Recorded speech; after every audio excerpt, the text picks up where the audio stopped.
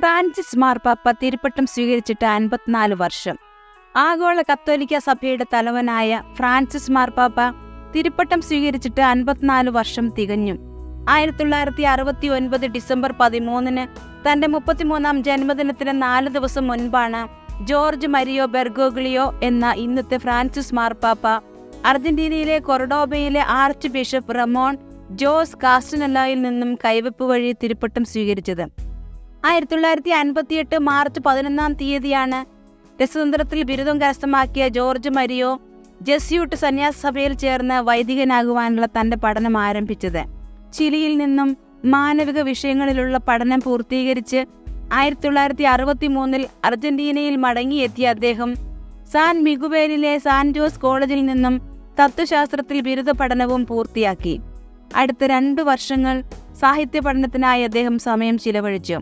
1969 December 13-ാം തീയതി Buenos അയേഴ്സിൽ ആർച്ച് ബിഷപ്പ് റമോൺ ജോസ് കാസ്റ്റലാനോയുടെ കരങ്ങളിൽ നിന്നും തിരുപ്പട്ടം സ്വീകരിച്ച് പൗരോഹിത്യത്തിലേക്ക് പ്രവേശിച്ചു.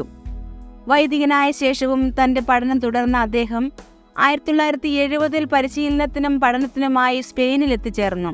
3 വർഷങ്ങൾക്ക് ശേഷം അർജന്റീനയിലേക്ക് മടങ്ങിയെത്തിയ ജോർജ് മരിയോ ദൈവശാസ്ത്രവും തത്വശാസ്ത്രവും സെമിനാരി വിദ്യാർത്ഥികളെ പഠിപ്പിക്കുവാൻ ആരംഭിച്ചു. നവസെമിനാരി വിദ്യാർത്ഥികളുടെ ചുമതല അദ്ദേഹമാണ് കൈകാര്യം ചെയ്തിരുന്നത്. തിരുപ്പട്ടം സ്വീകരിച്ച് കേവലം 4 വർഷങ്ങൾക്കുള്ളിൽ, കൃത്യമായി പറഞ്ഞാൽ 1973 ജൂലൈ 31-ാം തീയതി അർജന്റീനയിലെ ജെസ്യൂട്ട് സന്യാസ സമൂഹത്തിന്റെ പ്രൊവിൻഷ്യലായി ജോർജ് ബെർഗോളിയോ തിരഞ്ഞെടുക്കപ്പെട്ടിരുന്നു.